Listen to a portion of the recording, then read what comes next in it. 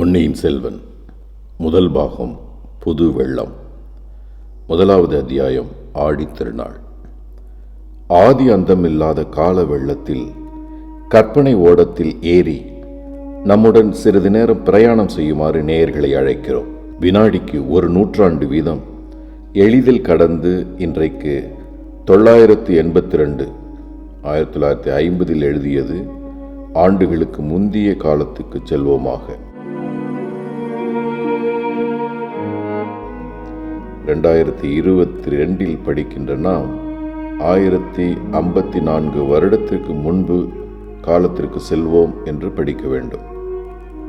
தொண்டை நாட்டுக்கும் சோழ நாட்டுக்கும் இடையில் உள்ள திருமுனைப்பாடி நாட்டின் தென்பகுதியில் தில்லை சிற்றம்பலத்துக்கு மேற்கே 2 காத தூரத்தில் அலைகடல் போன்ற ஓர் ஏரி விருந்து பறந்து கிடக்கிறது. அதற்கு வீரநாராயண ஏரி என்று பெயர்.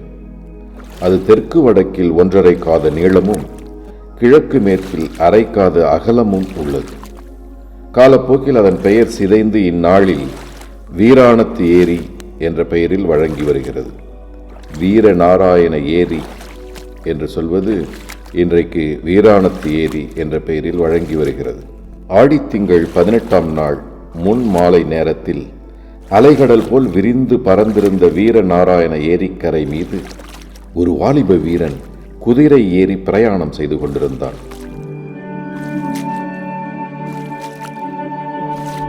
அவன் தமிழகத்து வீர சரித்திரத்தில் புகழ்பெற்ற வாணர் குலத்தைச் சேர்ந்தவன்.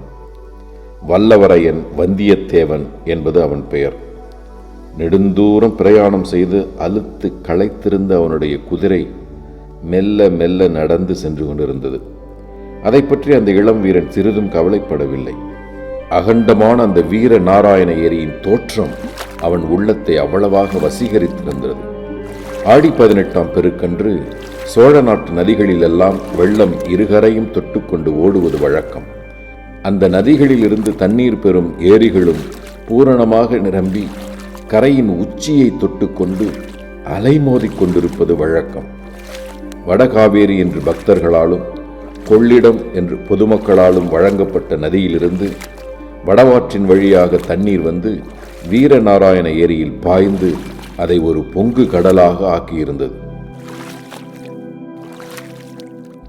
அந்த ஏரியின் 74 கணவாய்களின் வழியாகவும் தண்ணீர் குமுகுமுவென்று பாய்ந்து சுற்றுப்பக்கத்தில் நெடுந்தூரத்துக்கு நீர்வளத்தை அளித்துக் கொண்டிருந்தது. அந்த ஏரி தண்ணீரை கொண்டு கண்ணு கெட்டிய தூரம் கழனிகளில் உழவும் விரை தெளிவும் நடவும் நடந்து கொண்டிருந்தன.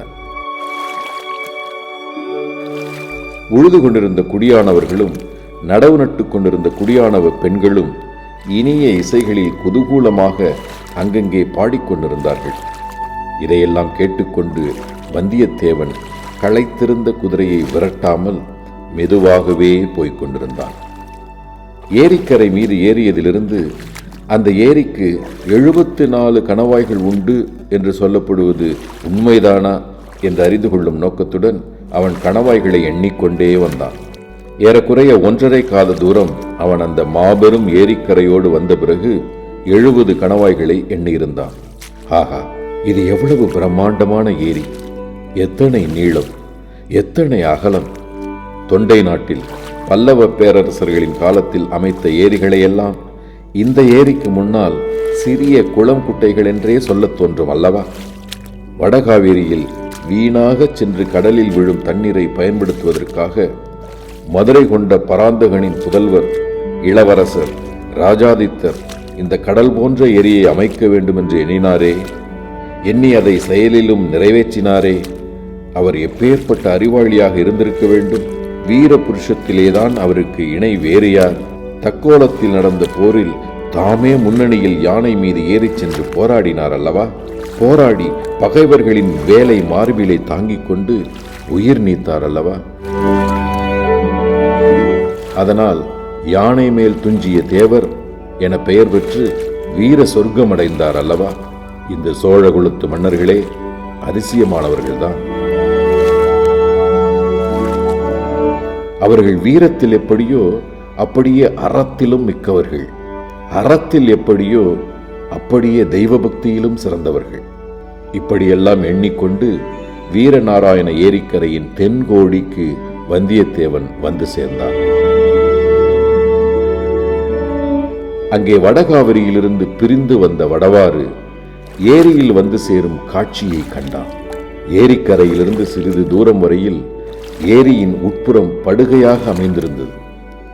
வெள்ளம் வந்து மோதும்போது கரைக்கு சேதம் உண்டாகாமல் இருக்கும் பொருட்டு அந்த படுகையில் கருவேல மரங்களையும் விழா மரங்களையும் நட்டு வளர்த்திருந்தார்கள். கரையோரமாக நாணல் அடர்த்தியாக வளர்ந்திருந்தது. தென்மேற்கு திசையிலிருந்து இருபுறமும் மரவரிசையுடன் வடவாற்றின் புது வெள்ளம் வந்து வீரநாராயண ஏரியில் கலக்கும் காட்சி சற்று தூரத்திலிருந்து பார்க்கும்போது அழகிய வர்ணக்கோலம் போட்டது போல் காணப்பட்டது.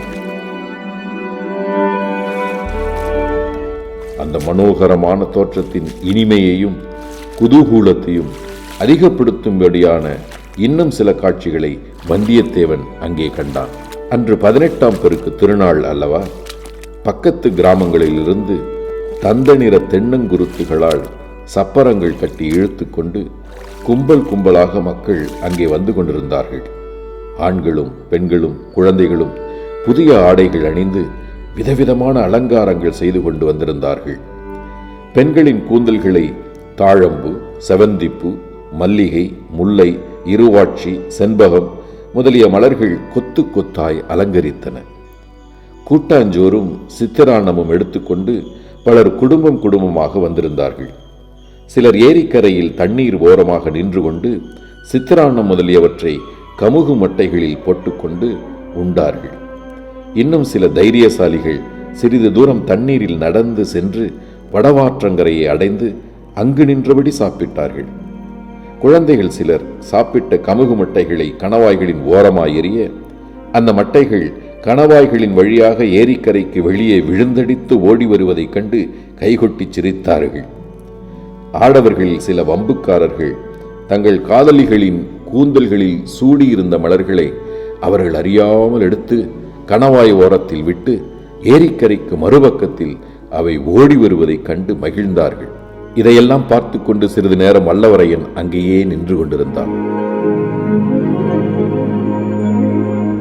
அங்கு நின்ற பெண்களில் இனிய குரலையுடைய சிலர் பாடுவதையும் காது கொடுத்து கேட்டான். அவர்கள் ஓடப்பாட்டும் வெள்ளப்பாட்டும் கும்மியும் சிந்தும் பாடினார்கள்.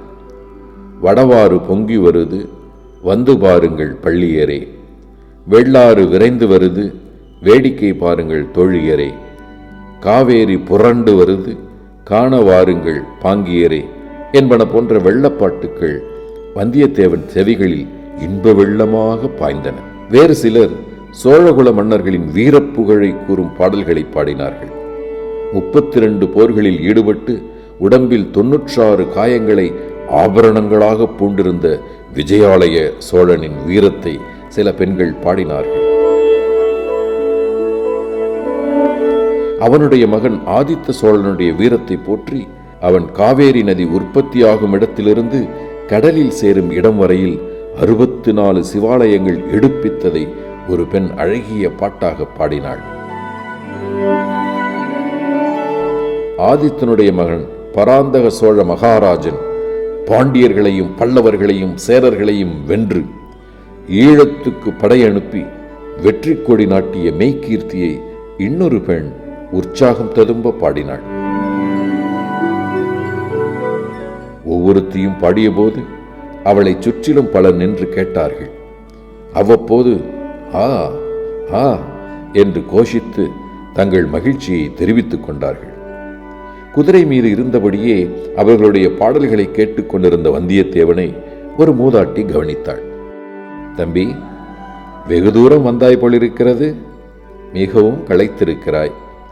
குதிரை மீதிருந்து இறங்கி வந்து கொஞ்சம் கூட்டாஞ்சோறு சாப்பிடேன் என்றாள். உடனே பல இள நங்கைகள் நம் வாலிப பிரயாணியை பார்த்தார்கள். அவனுடைய தோற்றத்தை குறித்து தங்களுக்குள் ரகசியமாக பேசிக்கொண்டு கலகலவென்று சிரித்தார்கள். வந்தியத்தேவனை ஒரு பக்கம் வெட்கமும் இன்னொரு புறம் குதூகலமும் பிடுங்கி தின்றன. அந்த மூதாட்டி சொற்படி இறங்கி சென்று அவள் தரும் உணவை சாப்பிடலாமா என்று ஒரு கணம் சிந்தித்தான்.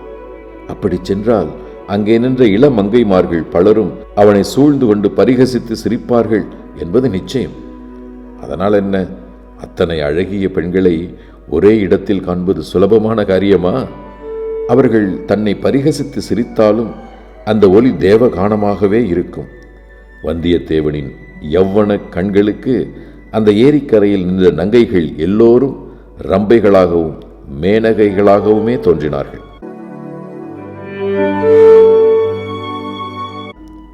ஆனால் அதே சமயத்தில் தென்மேற்கு திசையில் வடவாற்றின் நீரோட்டத்தில் தோன்றிய ஒரு காட்சி அவனை சிறிது தயங்கச் செய்தது. வெள்ளை பாய்கள் விரிக்கப்பட்ட 7-8 பெரிய ஓடங்கள் வெண் சிறகுகளை விரித்துக் கொண்டு நீரில் மிதந்து வரும் அன்னப்பட்சிகளைப் போல் மேலக்காற்றினால் உந்தப்பட்டு விரைந்து வந்து கொண்டிருந்தன. ஏரிக்கரையில் பல வகை களியாட்டங்களில் ஈடுபட்டிருந்த ஜனங்கள் அத்தனை பேரும் அந்த படகுகள் வரும் திசையையே ஆவலுடன் பார்க்க தொடங்கினார்கள். அந்த படகுகளிலே ஒரு படகு எல்லாவற்றுக்கும் முன்னதாக விரைந்து வந்து ஏரிக்கரை வடக்கு நோக்கி திரும்பும் மூலையை அடைந்தது. அந்த படகில் கூரிய பிரகாசமான வேல்களை ஏந்திய ஆஜானுபாகுவான வீரர்கள் பலர் இருந்தார்கள். அவர்களில் சிலர் ஏரிக்கரையில் குதித்து இறங்கி அங்கே இருந்த ஜனங்களை பார்த்து பொங்கல் பொங்கல் என்று விரட்டினார்கள். அவர்கள் அதிகமாக விரட்டுவதற்கு இடம் வையாமல் ஜனங்களும் அவரவர்களுடைய பாத்திரங்கள் முதலியவற்றை எடுத்துக்கொண்டு விரைந்து கரையேறத் தொடங்கினார்கள். வந்தியத்தேவனுக்கு இது ஒன்றும் விளங்கவில்லை.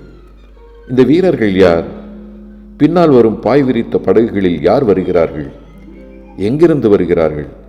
ஒருவேளை அரச குடும்பத்தைச் சேர்ந்தவர்களாக இருப்பார்களோ? ஏரிக்கரையில் கையிலே கோல் பிடித்து நின்ற பெரியவர் ஒருவரை வல்லவரையன் அணுகினான். ஐயா, இந்த வீரர்கள் யாரைச் சேர்ந்தவர்கள்? அதோ பின்னால் வரும் அன்னக்கூட்டம் போன்ற ஓடங்கள் யாருடையவை? எதற்காக இவ்வீரர்கள் மக்களை விரட்டுகிறார்கள்? மக்களும் எதற்காக விரைகிறார்கள் என்ற கேள்விகளை அடுக்கினான். தம்பி, உனக்கு தெரியலையா? அதோ அந்த படகின் நடுப்படகில் ஒரு கொடி பறக்கிறதே, அதில் என்ன எழுதியிருக்கிறது பார் என்றார் பெரியவர். பனைமரம் போல் தோன்றுகிறது. பனைமரம்தான், பனைமரம்தான். பனைமரக் கொடி பழுவேட்டரையர் கொடி என்று உனக்கு தெரியாதா? மகாவீரர் பழுவேட்டரையா வருகிறார் என்று வந்தியத்தேவன் திடுக்கிட்ட குரலில் கேட்டான். அப்படித்தான் இருக்க வேண்டும். பனைமரக் கொடியை உயர்த்தி கொண்டு வேறு யார் வர முடியும் என்றார் பெரியவர். வல்லவரையனுடைய கண்கள் அளவிலா வியப்பினால் விரிந்து படகுகள் வந்த திசையை நோக்கின. பழுவேட்டரையரை பற்றி வல்லவரையன் எவ்வளவோ கேள்விப்பட்டிருந்தான். யார்தான் கேள்விப்படாமல் இருக்க முடியும்? தெற்கே ஈழ நாட்டிலிருந்து வடக்கே கலிங்க நாடு வரையில் அண்ணன் தம்பிகளான பெரிய பழுவேட்டரையர், சின்ன பழுவேட்டரையர் என்பவர்களுடைய பெயர்கள் பிரசித்தமாயிருந்தன. உறையூருக்கு பக்கத்தில் வடகாவிரியின் வடகரையில் உள்ள பழுவூர் அவர்களுடைய நகரம். விஜயாலய சோழன் காலத்திலிருந்து பழுவேட்டரையர் குலம் வீரப்புகழ் பெற்றிருந்தது. அக்குடும்பத்தார் சோழ மன்னர் குடும்பத்துடன் கொள்வினை கொடுப்பினை செய்து வந்தனர். இது காரணமாகவும் அவர்களுடைய குலத்தொன்மை, வீரப்புகழ் இவை காரணமாகவும் பழுவேட்டரையர் குலம் அரச குலத்தின் சிறப்புகள் எல்லாம் பெற்றிருந்தது.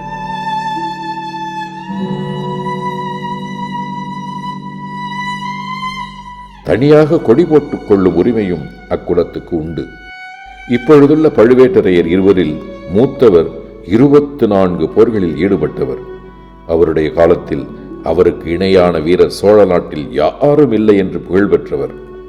இப்பொழுது சோழ நாட்டு அரசாங்கத்தில் மிக உன்னதமான பல பதவிகளை வகித்து வந்தார். அவர் சோழ சாம்ராஜ்யத்தின் தனாதிகாரி, தானியாதிகாரி. தன பண்டாரமும் தானிய பண்டாரமும் அவருடைய அதிகாரத்தில் இருந்தன. அரசியலின் தேவைக்கு தகுந்தபடி இறை விதித்து வசூலிக்கும் அதிகாரம் அவரிடமிருந்தது. வரி வசூலிப்பது, எந்த சிற்றரசரையும், கோட்டத் தலைவரையும், பெரிய குடித்தனக்காரரையும் இவ்வாண்டு இவ்வளவு இறை தர வேண்டும் என்று கட்டளையிட்டு வசூலிக்கும் உரிமை அவருக்கு இருந்தது. ஆகவே சுந்தர சோழ மகாராஜாவுக்கு அடுத்தபடியாக சோழ சாம்ராஜ்யத்தில் இப்பொழுது வலிமை மிக்கவர் பழுவேட்டரையர் தான்.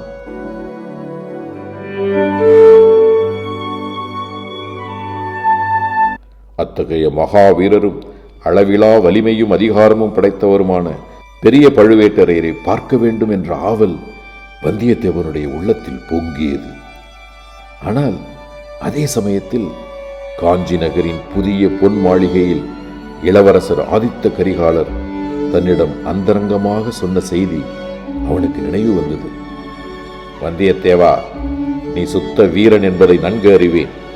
அத்துடன் நீ நல்ல அறிவாளி என்று நம்பி இந்த மாபெரும் பொறுப்பை உன்னிடம் ஒப்புவிக்கிறேன். நான் கொடுத்த 2 ஓலைகளில் ஒன்றை என் தந்தை மகாராஜாவிடமும் இன்னொன்றை என் சகோதரி இளைய பிராட்டியிடமும் ஒப்புவிக்க வேண்டும். தஞ்சையில் ராஜ்யத்தின் பெரிய பெரிய அதிகாரிகளை பற்றி கூட ஏதேதோ கேள்விப்படுகிறேன். ஆகையால் நான் அனுப்பும் செய்தி யாருக்கும் தெரியக்கூடாது. எவ்வளவு முக்கியமானவராயிருந்தாலும் நீ என்னிடமிருந்து ஓலை கொண்டு போவது தெரியக்கூடாது. வழியில் யாருடனும் சண்டை பிடிக்கக்கூடாது. நீயாக வலுச்சண்டைக்கு போகாமல் இருந்தால் மட்டும் போதாது, மற்றவர்கள் வலுச்சண்டைக்கு இழுத்தாலும் நீ அகப்பட்டுக் கொள்ளக்கூடாது. உன்னுடைய வீரத்தை நான் நன்கறிவேன். எத்தனையோ தடவை நிரூபித்திருக்கிறாய். ஆகையால் வலிய வரும் சண்டையிலிருந்து விலகி கொண்டாலும் கௌரவ குறைவு ஒன்றும் உனக்கு ஏற்பட்டு விடாது. முக்கியமாக பழுவேட்டரையர்களிடமும் என் சிறிய தந்தை மதுராந்தகரிடமும் நீ மிக்க ஜாக்கிரதையாக நடந்து கொள்ள வேண்டும்.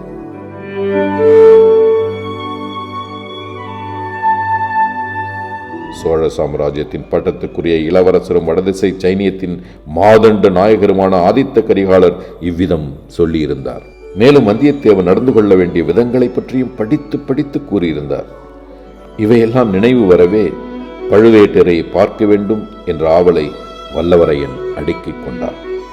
குதிரையை தட்டிவிட்டு வேகமாக செல்ல முயன்றான். என்ன தட்டிவிட்டாலும் களைப்புற்றிருந்த அந்த குதிரை மெதுவாகவே சென்றது. இன்று இரவு கடம்பூர் சம்புவரையர் மாளிகையில் தங்கிவிட்டு நாளை காலையில் புறப்படும்போது வேறு நல்ல குதிரை சம்பாதித்துக் கொண்டு கிளம்ப வேண்டும் என்று மனதிற்குள் தீர்மானித்துக் கொண்டான்.